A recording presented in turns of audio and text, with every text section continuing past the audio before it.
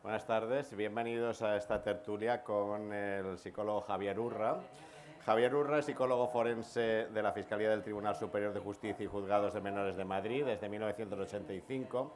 Durante 3 años trabajó en el Centro Piloto Nacional de la Reforma de Cuenca y desde entonces desarrolla su labor en la Fiscalía del Tribunal Superior de Justicia y en los Juzgados de Menores de Madrid.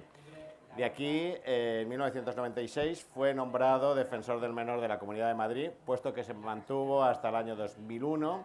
Desde ese mismo año es profesor de Ética y de Ontología en la Universidad Complutense de Madrid y desde 2007 presidente de la Comisión Deontológica del Colegio Oficial de Psicólogos de Madrid, además de muchos cargos más. Tiene una amplia bibliografía de la cual destacamos, charlando sobre la infancia, que le prologó la reina doña Sofía, agresor sexual, jauría humana, cinepsicología, escuela práctica para padres, el pequeño dictador, cuando los padres son víctimas, que ocultan nuestros hijos, mapa sentimental y el último que vamos a presentar en este momento, psicohigiene, el cuidado de uno mismo y de los demás, publicado por Editorial Aguilar. Javier, buenas tardes, bienvenido. Muy buenas tardes, muchísimas gracias a ustedes por acompañarnos, muchísimas gracias a la Feria del Libro, muchísimas gracias a ti.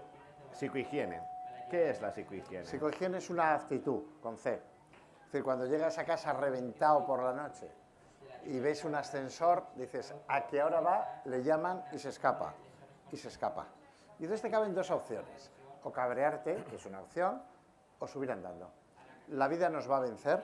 La vida tiene momentos preciosos, momentos aburridos, momentos estupendos, momentos de incomprensión con la pareja, con los hijos, con los compañeros. Es esencial la actitud. Esta es una sociedad excesivamente psicologizada. Hay quien está entendiendo que la vida es una enfermedad. No es así. Se vive mucho y sin embargo la gente no sabe qué hacer mañana por la tarde, domingo.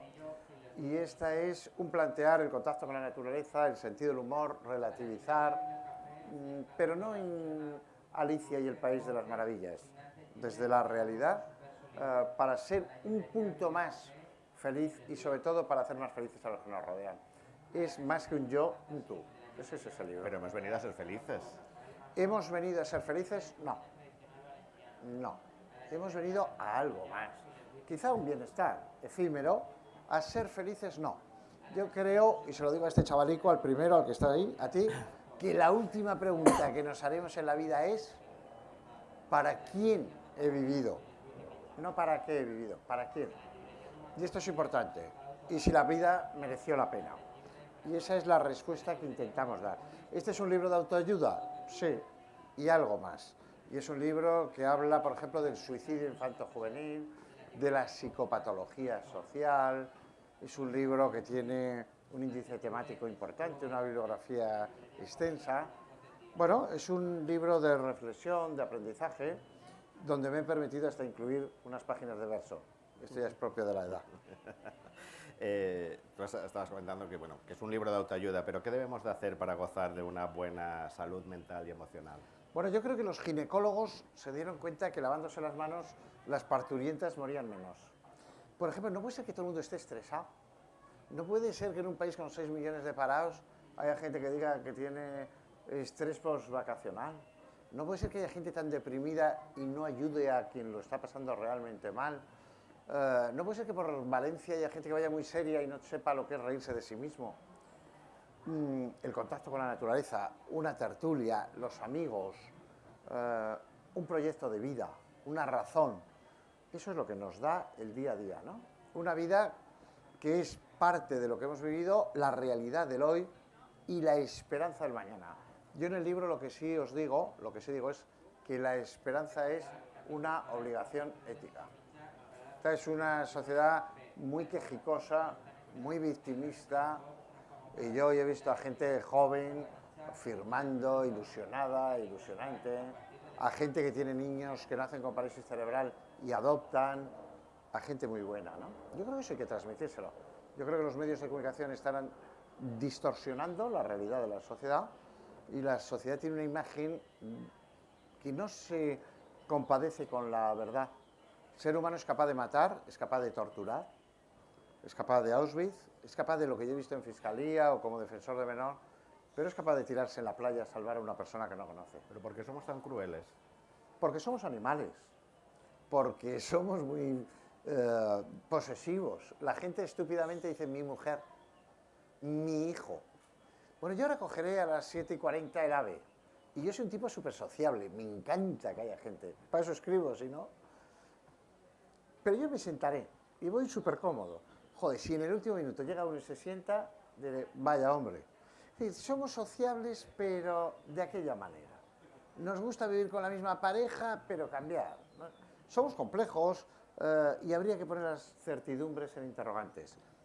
Digo, somos animales, tenemos lenguaje, tenemos capacidad para socializarnos, sabemos que vamos a morir, esto es esencial, por eso siempre habrá drogas, siempre habrá un intento de atajo para no sufrir, tenemos una sensación de espiritualidad, no digo de religiosidad, que a mí me parece bien, pero cuando la gente mira el fuego, o el agua, o el universo, siente que él es algo más que un animal. Bueno, y ese ser humano que ha heredado mucho y que tiene que ser agradecido, tiene que intentar dejar a los pequeños un mundo en algo mejor. Pero a mí no me importa qué mundo le vamos a dejar a este. No, me importa qué niños vamos a dejar a este mundo. Estamos en unos momentos difíciles, vivimos ya una crisis económica desde hace unos años, se han tambaleado muchas de las cosas que creíamos que eran seguras. ¿Qué tiene que abordar qué aporta, mejor dicho, la psicohigiene en estos momentos? Bueno, yo creo que el criterio es que la sociedad es un conjunto. No, la sociedad es esa señora que tiene un niño cogido en brazos, es aquella señorita que se limpia la nariz, es el otro, soy yo, en fin, somos la sumativa de ideas, de imitaciones, de juicios de valor. Por ejemplo, la gente en esta comunidad dice, joder, es que los políticos son corruptos. No es verdad. Los ciudadanos son corruptos. La gente roba folios. La gente va a intentar pagar menos Hacienda. La gente se salta un stop. La gente... Y entonces los políticos que tenemos son a imagen de una ciudadanía que es muy poco moral, muy poco ética. Por eso nos pasamos el día legislando. Ahora hemos sacado la nueva ley de protección de menor. Y hay que legislar de que no hay que pegar, que una persona que haya abusado sexualmente de un niño no puede volver a ser profesor. Joder, pero es que eso está en la lógica de las cosas. Pero como hay otros intereses, y hablamos en la comida, bastardos y económicos, yo creo que nos hace falta ética, moral, estética, amor a la belleza. Yo lo decía en Valencia. Valencia es una región, la zona más criminógena de España. Esta. Más hechos, más violencia, más... La zona más creativa. La zona que mejor explica lo que es la vida. Un año preparando las fallas para un hecho efímero, que es la crema, y se quema todo. Es que esa es la vida. Eso es lo inaprensible, esa es la belleza de la vida. Entonces yo creo que este es un pueblo muy atractivo, que sale a la calle, que tiene tertulia, que disfruta, pero el problema es que la gente quiere comunicarse, quiere ser entendido, pero si nadie te va a entender, si has nacido solo y te vas a morir solo. Nuestros niños están todo el día conectados. Bien, una cosa es la conectividad y otra cosa es la comunicación. Por ejemplo, en la universidad nuestros jóvenes no saben exponer, no saben hacer lo que estoy haciendo yo ahora sin papeles. O sea, oye, ¿te gusta esa chica? Sí. ¿Cómo se lo dirías? Molas mazo. Joder, entonces, hombre. Y si no te gusta, me rayas. Bueno, claro, no. El lenguaje es esencial, relativizar es esencial, priorizar es esencial. ¿Estamos educando a nuestros niños en la ruptura? No. Las parejas actuales se separan un 50%. Y lo que hay que educar, sobre todo a los niños varones, es el que no sabe lo que siente el otro, pierde. A mí me gusta conducir y paro a lo mejor donde pone coma lo que quiera por 6 euros. Joder. Y entonces hay siempre una televisión porque a la gente no le gusta comer sola. Y alguien dice ha matado a su pareja o a su expareja y es probable que en la mesa de al lado alguien diga se lo merece.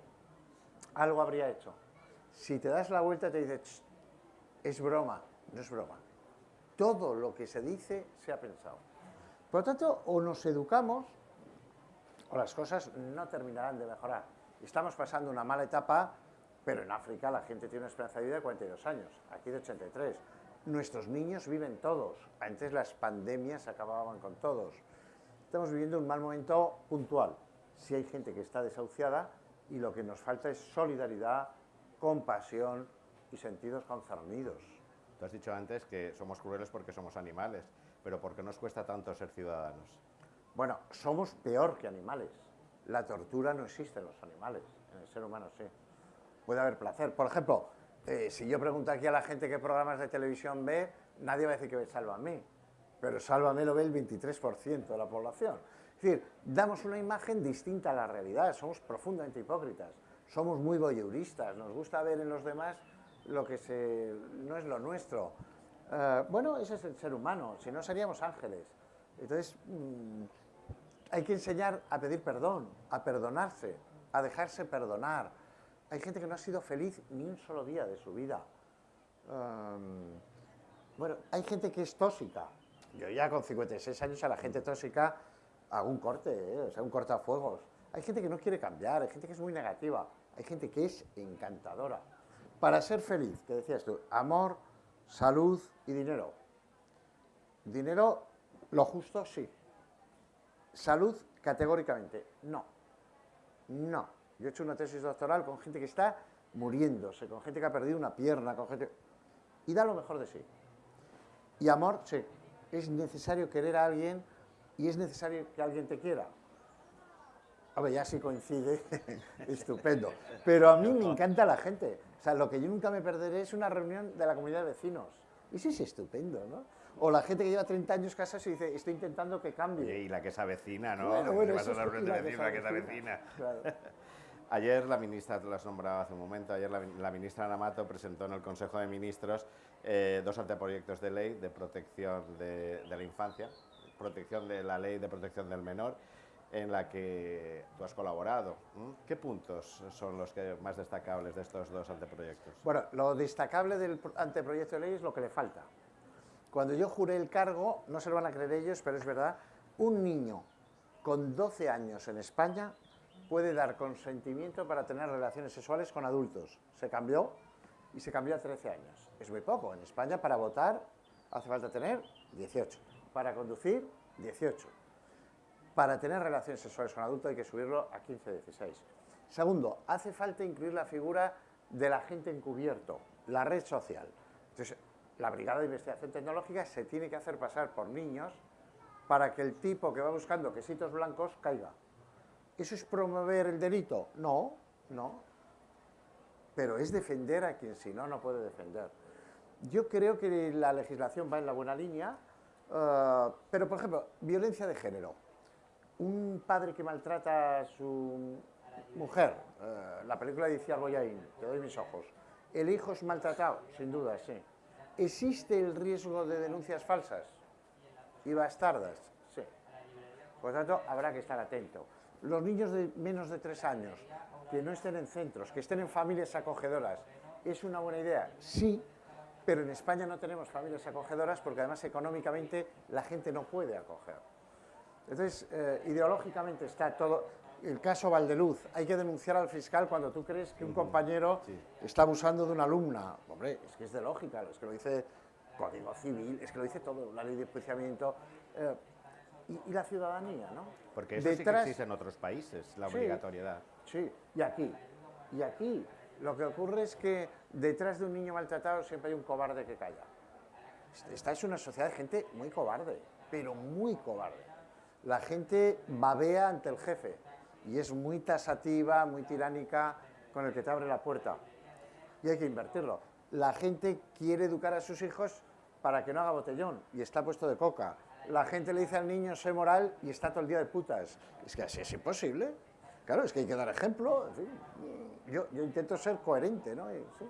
Sobre estos 2 anteproyectos de ley de protección de la infancia, hoy se hace eco toda la prensa y sobre todo hacer hincapié en este plan, tú has anunciado algunos casos, sobre todo en el plan de la lucha contra la pederastría y sobre todo hacían hincapié en ese registro de pederastas. ¿Podrías ampliar un poco cómo se está haciendo? Si se está haciendo... No se está haciendo, pero la idea es muy sencilla. Si una persona acaba teniendo una sentencia firme, quedará. Eso es complejo, ¿no? Porque el artículo 25 de la Constitución, etcétera, habla de que toda persona puede rehabilitarse. La pregunta para los psiquiatras y para los psicólogos forenses es, ¿el pederasta, el violador en serie, nos es recuperable? Yo diría no. Yo diría no. Y por lo tanto hay que proteger a la hipotética y futura víctima. Por ejemplo, yo soy un experto en violadores en serie. Yo. Cuando tú hablas con los violadores en serie, el 30% te dice, yo alguna vez he pensado en la víctima. O dicho de otra manera, el 70% jamás ha pensado en la víctima. Por eso reincide.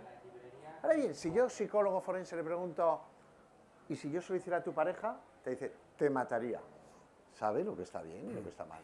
Por ejemplo, la legislación dice, cuando matas a tu pareja o a tu expareja, y les dices, más jueces, más medidas de distanciamiento, no va a servir.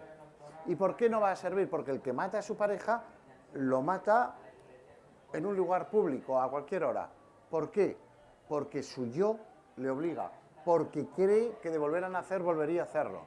Y por lo tanto, lo que yo intento trasladar ahí es que o educamos a los niños, o la ley es como poner tiritas cuando te están bombardeando. Es necesaria, pero llegamos tarde. Siempre habrá una víctima. Pero ¿por qué cuesta tanto? Muchas gracias. ¿Por qué cuesta tanto transmitir a los niños en el entorno familiar, en la sociedad, normas cívicas? Bueno, cuesta mucho transmitir normas cívicas a la gente y a los niños porque hay mucha gente que no tendría que ser padre. Es que hay muchísimos padres que no son adultos. Es que hay padres que son un desastre. Es que hay padres que son padres físicamente. Primero hay algunos padres que no quieren a sus hijos. Hay otros que anteponen la droga, hay otros... Luego esta es una sociedad que todo el mundo quiere estar joven. Por ejemplo, tienes aquí a un tío de 70 años y te dice, estoy hecho un chaval.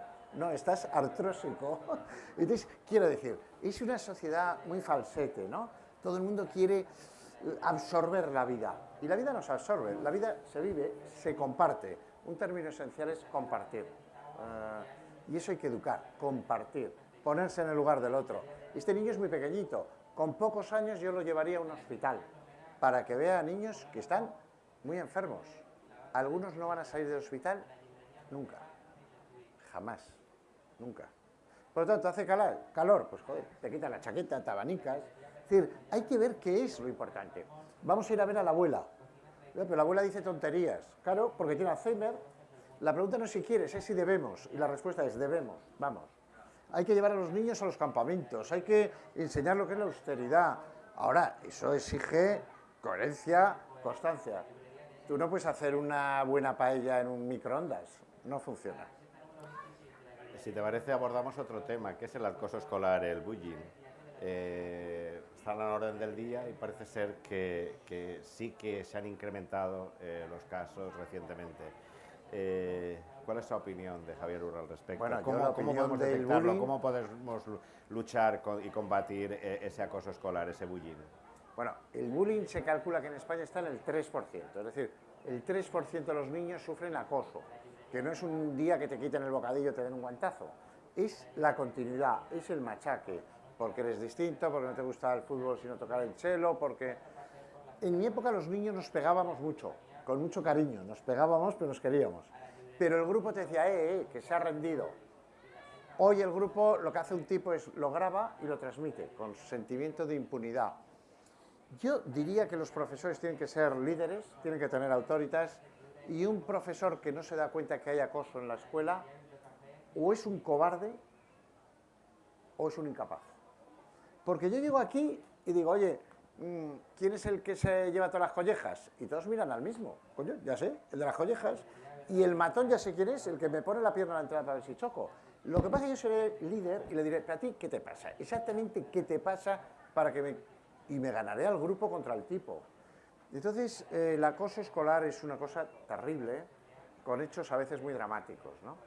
Y que nos preocupa sobremanera. Por cierto, vuelvo a repetir, esta es una comunidad encantadora, pero tenemos un gran problema con niños que agreden a los padres, aquí. ¿Qué estamos haciendo en la Comunidad de Valencia para que haya, de todos los niveles socioeconómicos, hijos que se vuelven contra la madre que le parió? Por cierto, mal pronóstico, porque un chaval que agrede a su madre es más que posible y que probable que el día de mañana se vuelva contra su pareja y así no acabamos con la violencia de género. ¿Por qué hay padres hoy que quieren ganar el cariño de los hijos? Que se dejan chantajear. Es que eso no es. Un padre lo que tiene que decirle a un hijo una vez en su vida, es yo daría la vida por ti. Por cierto, no os pregunto si daríais la vida por vuestra pareja, pero por vuestro hijo sí. Y a partir de ahí, déjame que me equivoque, pero vamos a hacer lo que creemos que es mejor para ti. Si te parece, Javier, en este punto, solo, y antes de dar paso a las preguntas, un tema que has nombrado, la violencia filioparental, pero hay un tema que también preocupa mucho, que es el tema del alcoholismo juvenil. Bueno, en España se dice alcohol y drogas es un error. O sea, a los jóvenes españoles cuando les preguntas, ¿consumes? Te dice pastillas, porque lo del alcohol lo dan por hecho. Lo dan por hecho, ¿eh? ¿No? O sea, dan por hecho de fin de semana y yo controlo. En cuanto a la marihuana, el cannabis, a los adolescentes sí les cambia a veces el carácter y la costumbre. Y los padres tenemos... Por ejemplo, ¿por qué en España se paga a veces a detectives para seguir a los hijos? Por dos razones. Para ver qué consumen y para ver cuál es su orientación sexual. Entonces la gente no lo dice, pero es exactamente por lo que se les paga. Tenemos un gran problema con el alcohol. En Chile, mis amigos dicen, conversemos un vino. Eso es muy bonito, una tertulia, conversar. Los chicos ahora salen a quedarse gilipollas. Es decir, esta noche yo bebo mucho para en el fondo hacer lo que quiero hacer desinhibiéndome, ¿no? Antes hablaba con una chica magnífica que está en primera fila, que es abogada, y me hablaba de chicos que cometiendo un grave delito acaben saliendo de rositas. Eso es un error. Hay derecho a ser duramente sancionado. Y si un torero coge un 4x4 y va bebido y mata a una familia o a una persona, ¿tiene derecho a un abogado? Sin duda. Éticamente no. Moralmente tiene que pedir perdón e ir directamente a la cárcel. Estamos haciendo una sociedad muy defensiva, muy desconfiada. A mí me gusta la gente en general, pero tenemos algunos que nos van a generar muchos problemas. Pero abrimos muchas puertas que son incontrolables. Hemos hablado del bullying, todos hemos visto las imágenes en los informativos de esas niñas que golpeaban a su compañera, se grabó, se pasaron por todos los informativos, y el acceso de todos los jóvenes y los niños a las redes sociales. Aquí también tendríamos que hablar mucho de redes sociales. Bueno, pero vosotros sabéis en los medios de comunicación que hoy esto es la Feria del Libro, aquí hay muchísima gente, gente encantadora, esto no es noticia. Es decir, es que siempre sacamos los sucesos, lo negativo. Yo cuando voy a la tele a veces me pongo al lado de la gente que se está maquillando y digo, joder, qué raricos son. Pero esos son, porque es que si va gente como yo normal, que tiene un sentido común, la gente se aburre. Entonces nos da una imagen de una sociedad que no son tus amigos, que no es tu familia, que no es esta gente. Por cierto, ¿esta gente es la gente media de Valencia? No. ¿Por qué están aquí? Porque les interesan estos temas. Por eso son majos. Claro, ¿quién va a comprar este libro? Gente maja. Pero si es que, claro, o sea, hay gente complicada, hay gente psicopática. Yo tardo 56 años casi en decir, ¿hay algún tipo malo? No sé, me habré encontrado con dos malos, pero muy malos, muy reincidentes. ¿Por qué tienen tanto dolor? ¿Por qué tienen tanta náusea? ¿Por qué quieren hacer tanto daño? Habría que profundizar, pero los hay. Sí. Si te parece, vamos a dar paso a estos compañeros. Podéis hacerle la pregunta que deseéis a Javier Urra. ¿Alguien quiere preguntar? Adelante.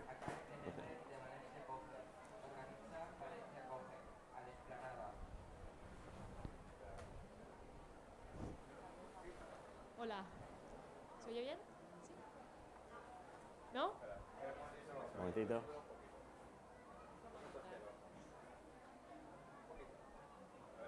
Ahora sí, ¿no? Ahora sí. Perfecto. Vale. Bueno, ¿Se oye ahí al fondo? ¿sí? Sí. Vale. Bueno, buenas tardes. Lo primero, muy agradecida por tenerla aquí. Encantado. Y toda la explicación que ha hecho, sobre todo con el lenguaje coloquial que le caracteriza para que lo podamos entender y a veces incluso pensar que nos lo está dedicando, ¿no? Bueno, como bien ha dicho, yo soy la chica joven de primera fila, abogada, ¿no? Y entonces quería hacer una pregunta que a lo mejor no viene muy al hilo, pero por el título del libro yo pensaba que a lo mejor sí que podría tener algo de interés. Y es el tema de la mediación, es decir, la forma alternativa de resolver problemas diferente a lo que es un procedimiento judicial, que en el ámbito de menores se viene aplicando más o menos de continuo, aunque no es mediación realmente, y se está haciendo extensivo, aunque empezó en Cataluña de forma mucho más fuerte y ahora ya parece que se está trasladando al resto del territorio, se está extendiendo y en el tema penal en concreto y sobre todo por los temas que usted toca, se está imponiendo lo que es el tema de la justicia restaurativa, es decir, intentar que la víctima sea escuchada para que realmente se pueda sentir reparada, porque en el procedimiento judicial no se ha conseguido.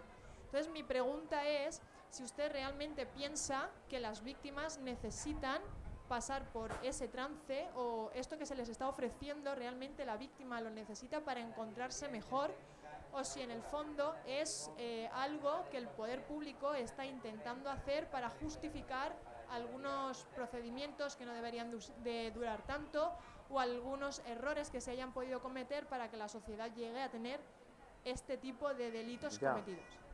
Bueno, yo creo que la víctima es la gran olvidada, ¿eh? Muchísimas gracias por la pregunta. Segundo, yo tengo una muy buena amiga que ETA le robó las piernas, que ha sido madre, que es una chica encantadora, que es Irene Villa, que además acaba de sacar un libro. Irene siempre dice una frase que a mí me gusta mucho, que es: la justicia puede hacer justicia. Perdonar solo puede la víctima. Yo creo que la víctima hay que respetarla. Dice, oye, hay un tipo que te llama todas las noches y te hace la vida imposible. ¿Quieres conocerle? ¿Quieres que te pida perdón? Primero habrá que garantizar que le va a pedir perdón y lo va a hacer de manera formal y le viene bien. Y esta chica sabrá que ese imbécil, ese, no son todos los tíos imbéciles, es ese. Ahora, eso hay que hacerlo con cautela y siempre y cuando la víctima o perjudicado lo entienda. ¿A la víctima le viene bien que se le pida perdón? Sí. Pero pongámonos en el caso ahora del País Vasco y de ETA. Una chica que le han matado a su hermano. ¿Le viene bien que el terrorista le pida perdón? Sí. ¿Quiere oír que pide perdón? Sí. ¿Quiere perdonarle al punto de que ya no sufra más? Lo duda. ¿Se encuentra con fuerza para perdonarle en nombre del hermano al que mató? No. Por lo tanto, a veces el perdono y no olvido es de gran complejidad. Terapéuticamente es bueno, sin duda. La víctima tiene que estar en el proceso judicial, sin duda. Y ya Antonio Beristain y compañía nos hablaron de que la justicia al final es un sistema que trabaja con el agresor y se olvida de un personaje mucho más rico. Ahora estoy yo trabajando con una niña que violaron recientemente. Una chica muy maja, iba corriendo con su padre se fue, avanzó, ella se cansó y se volvió a casa. Y la violaron. Está destrozada. ¿El agresor cómo lo va a vivir? Como un hecho puntual, que bueno, tampoco fue tanto. Pero esta niña puede ser que se recupere 100%, puede ser que quede con un estrés postraumático, puede ser que su vida esté destrozada y su futura pareja lo sufra y nunca sepa por qué lo ha sufrido. Entonces, hay que trasladar, y los medios de comunicación tienen la obligación moral de trasladar el dolor de la víctima, más que el agresor, que suele ser un tipo simple, patético y ladrón. Ladrón de honestidad, ladrón de otras cosas. Entonces, es importante que los sucesos los sepamos manejar. Este libro es un libro muy serio. Tiene un capítulo entero de suicidio infanto-juvenil. Los chicos de la OCDE, de lo que más mueren es de suicidio. Estamos haciendo jóvenes que son como el cristal, duros pero frágiles. ¿Por qué? Los medios de comunicación no hablan de ese tema. Me parece bien, pero habrá que plantearnos cómo prevenimos hechos tan terribles, ¿no? Bueno, me parece que la sociedad tiene que hacer muchos planteamientos. En ese sentido, la verdad es que tu pregunta es muy inteligente y problemática, porque si el brazo judicial quiere utilizar a la víctima, eso sería terrible, ¿no? La víctima requiere seguimiento, requiere tiempo, requiere afecto, requiere sentirse acompañada, y si no, la justicia no funcionará porque además mucha gente no denunciará. De cada violación que se denuncia hay 8 que se producen. La violencia de género mayoritariamente es un agujero oscuro. O sea, tenemos un gran problema, ¿no? ¿Alguna pregunta? Los de atrás también pueden preguntar, me han dicho. Adelante. Sí, Javier, yo no sé si tú tienes la impresión que yo he tenido muchas veces al ver ciertos programas de televisión, de que en 10 minutos son capaces de echar por tierra el trabajo de un buen maestro durante 10 años. A menudo he tenido yo esa impresión. ¿Tú la compartes o quizás es exagerada? Es exagerada. Es exagerada porque tú y yo y todos los que estamos aquí tenemos el recuerdo de ese gran profesor o de ese gran maestro o gran maestra que te cambió la vida, que no es el que más te enseñó, sino el que más te transmitió. El poder de un profesor es incalculablemente mayor que el de los medios de comunicación. Los medios de comunicación influyen muchísimo menos de lo que ellos creen. Primer dato. Segundo, los periodistas están en este momento sobornados por el poder económico. ¿Qué periódico se atrevería a atacar a Iberdrola o a Telefónica? Tú cuéntamelo. Estamos en una sociedad de una calidad democrática escasa. Yo tengo mucho cuidado de sacar un libro en Aguilar, el otro en Planeta, el otro en La Esfera. Pero hoy sí te pasa que dicen, oye, te escucho en la COPE. ¿Cómo es que estás en la SER? Que traducido es, si tú eres amiga de aquel, ya no eres amiga mía. Pero bueno, ¿por qué? Es decir, te meten enseguida en una cuadra. Los medios de comunicación son bastante efímeros. Y tú y yo, que ya tenemos algunos años, vimos la 1, vimos la 2, vimos la clave, vimos programas de... Hoy los niños, primero, ven la televisión mucho menos que sus padres, discriminan mucho más, se dejan influir más por la red, banalizan más y relativizan más. ¿Hay programas que pueden hacer daño? ¿Cuál es el problema de los profesores? Que en favor de los profesores habla José Antonio Marina, Fernando Savater y Javier Urra. Se acabó. Es que los profesores no pueden hablar de sus temas cuando van al trabajo y cuando vuelven. Es que tienen que ir a los medios de comunicación. Es que ¿quién lee libros? Los que vienen a la feria. ¿Esta es la representación de la sociedad? Para nada. Es una sociedad de un nivel cultural bajísimo, pero bajísimo. Yo vivo en una zona de Madrid estupenda, que es Retiro. En mi ambulatorio, créeme, pone prohibido pegar al médico. Claro, se ríe porque no es médico. Es un problemón. Tenemos una sociedad de bajísimo nivel cultural. Mirad, yo le dije al editor, quiero escribir un libro, el siguiente, sobre el Quijote, la locura del vivir. Un ensayo psicológico, lo que nos enseña el Quijote. Y me dijo, no te lo edito, no se venderá, porque la gente no ha leído el Quijote. Ha leído la primera frase, en un lugar de la Mancha, y ahí se ha quedado. Y en el momento que entres en la profundidad del Quijote, la gente se va a sentir insultada. La gente, este libro te dicen, divulgativo, Javier, no pongas temas complejos, no. Estamos perdiendo el lenguaje. Y el ser humano es rico porque mente y cerebro se comunican por el lenguaje. Nuestros jóvenes tienen gran dificultad para comunicar sentimientos, para comunicar emociones. Es un problema, sí, sí. No, yo creo que los medios de comunicación, por cierto, un presidente de una de las 2 cadenas privadas, piensa cuál, me dijo, está usted muy pesadito, nosotros no somos una cadena para educar, nosotros somos un contenedor de publicidad. ¿Lo entiende? Y le dije, sí, no lo comparto, pero lo entiendo. Eso es. ¿Alguna pregunta? ¿Algún otro tema? Sí.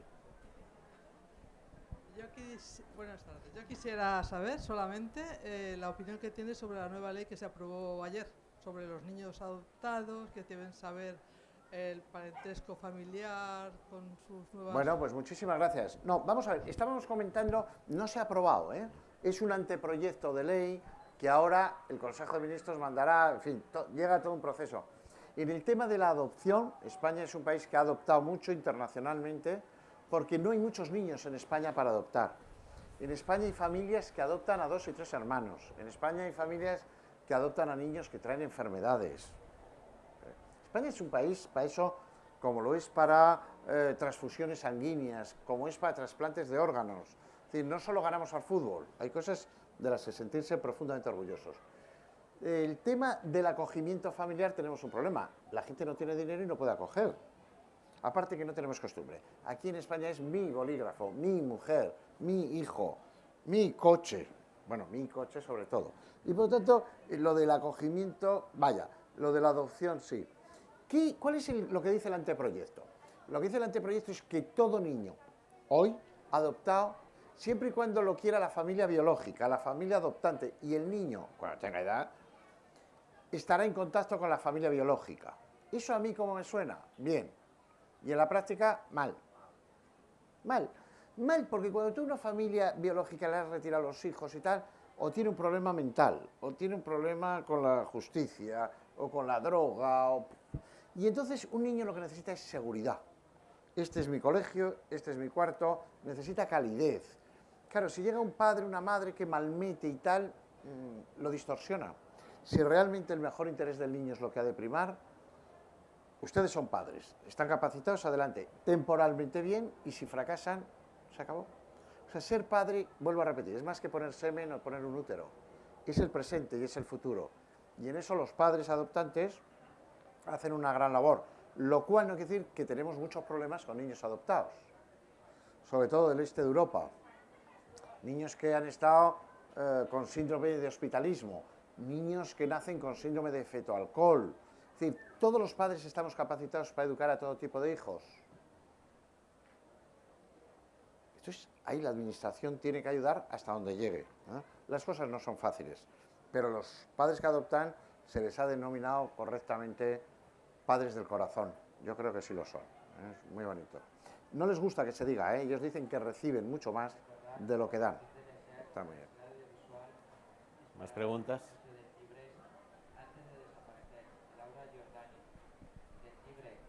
Hola, hola, buenas tardes. Buenas tardes. Gracias por su conversación, Encantado. me ha encantado mucho.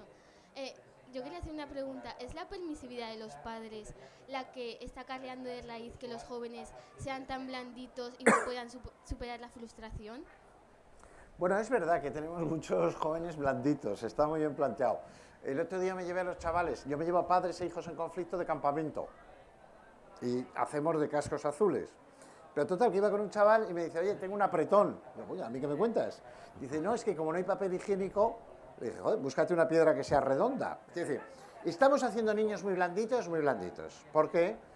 Primordialmente, a ver si me entienden ustedes, porque las madres tienen mucho complejo. No es lo justo, pero la madre está trabajando dentro, fuera. A veces con el marido, que es como un niño, a veces con la persona dependiente, pero tienen una sensación de que dedican poco tiempo a los hijos. Y no es verdad, y no es verdad. Y entonces tenemos menos hijos, se han convertido en un tesoro, y los padres equivocadamente quieren que sus hijos no sufran. Eso es una estupidez. Su hijo con 13 años hoy, si sabe que sus amigos van a salir y que no le van a llamar, va a sufrir mucho. Y el día de mañana le gustará a aquella chica o a aquel chico. Y ese chico o aquella chica no le gustará a su hijo. Y usted no puede imponer. Es decir, intentar a un niño hay que decirle, y tu abuelo se morirá. Pues no quiero. Pues te enterrará, que sufrirá más. Que sufrirá más. Por lo tanto, yo a un niño, lo he dicho antes a este niño, lo llevaría a un hospital, lo llevaría al funeral de su abuelo, y si se trauma, pero qué tontería es esa, va a llorar mucho. Es que es su abuelo, es que es su abuelo. Eso no se compra en un gran almacén. Por lo tanto, tenemos que enseñar a la vida y a los niños a fortalecerse. La vida te va a bofetear, con problemas de lealtad, tantas situaciones, procesos de separación, desahucios, pérdidas. Y entonces hacemos niños muy blanditos, muy blue, para luego decir, no tienes poder para comprar un piso. No vas a obtener un trabajo fácil, no puedes presentarte en unas oposiciones. Entonces, hay que educarlos, ¿no? Para ser vulnerables, el ser humano es muy vulnerable, pero poder mirar a la vida cara a cara, de frente. Y para eso se requiere optimismo como carácter, coherencia y congruencia. A mí me gusta mucho un proverbio polaco, dicen los polacos, cuando no sopla el viento, rema.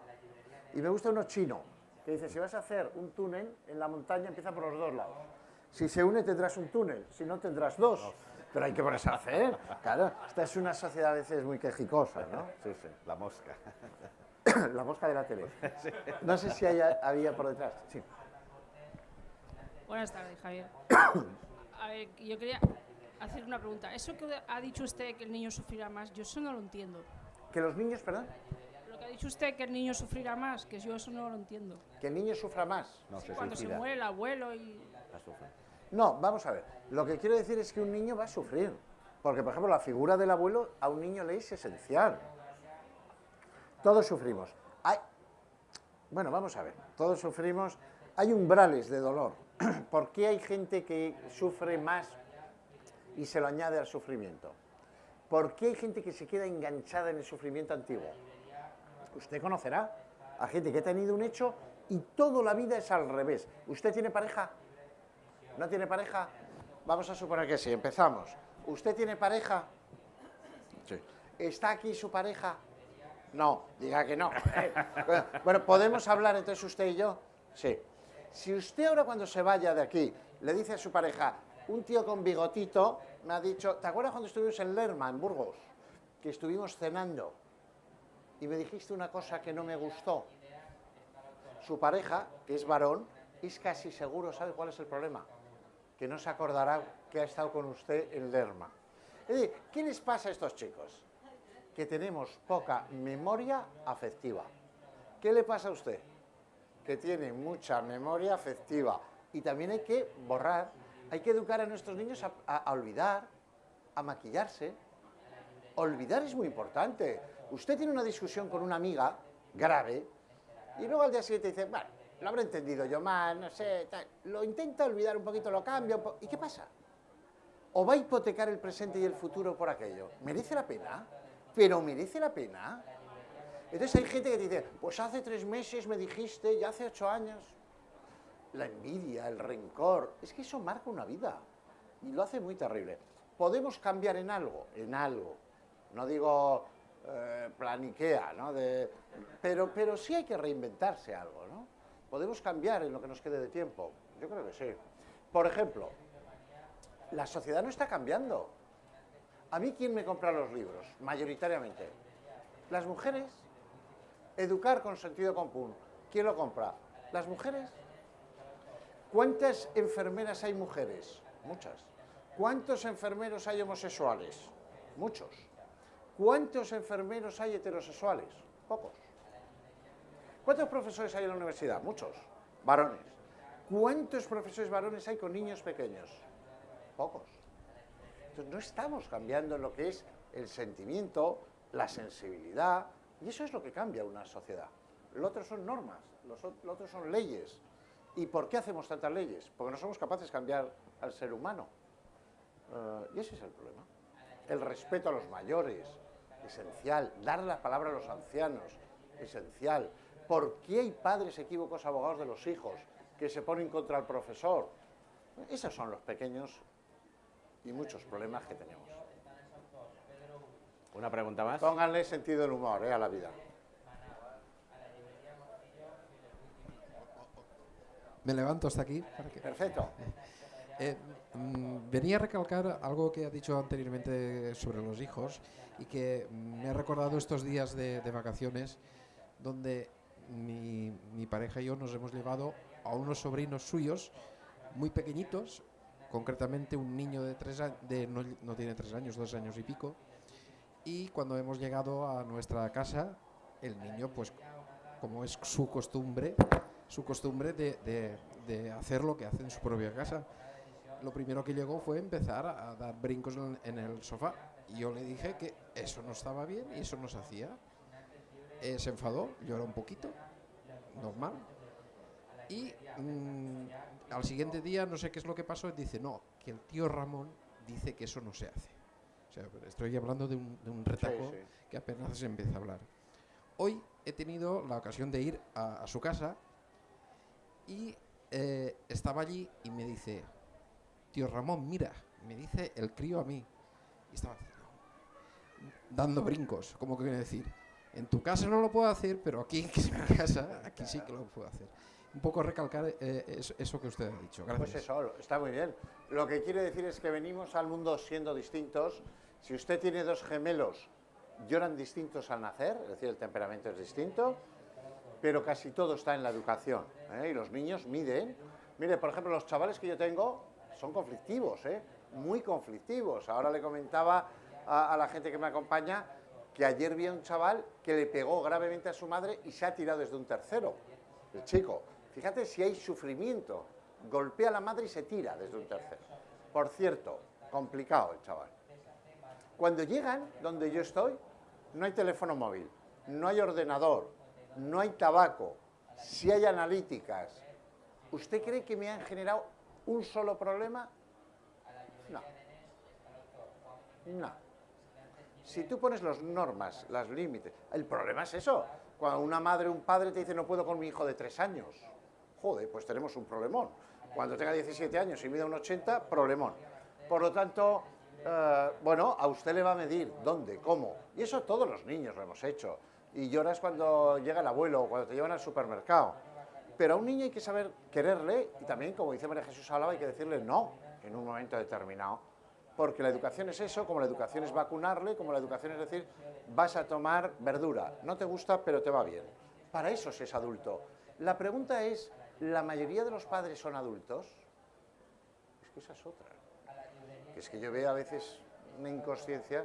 Siga usted ahí, luchando. No va a ganar muchos amigos, pero lo hará bien. Claro. La última pregunta. La última. Alguien que esté de pie, por favor. ¿O no? Bueno, si no hay más preguntas, no hay más preguntas. La hago yo.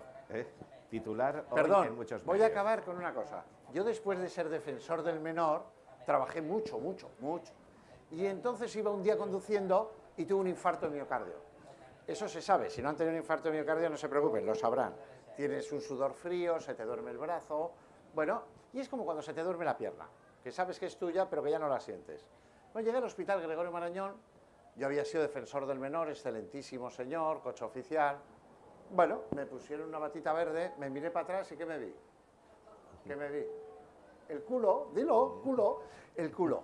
Bueno, 8 días después, cuando me despedí, muy cansado, pues quise ir a atención al paciente. Y fui a atención al paciente y me dijeron, pero señor Urra, ¿ha habido algún problema? Digo, ninguno. Lo que sí quiero dejar por escrito es mi agradecimiento. Están asustados todavía. La gente no da las gracias. Esto es muy preocupante. Tenemos que dar gracias a la vida. La gente tiene miedo a la muerte. Pero si esta noche se van a ir todos a la cama, piénsenlo. Si antes de nacer tampoco estábamos mal.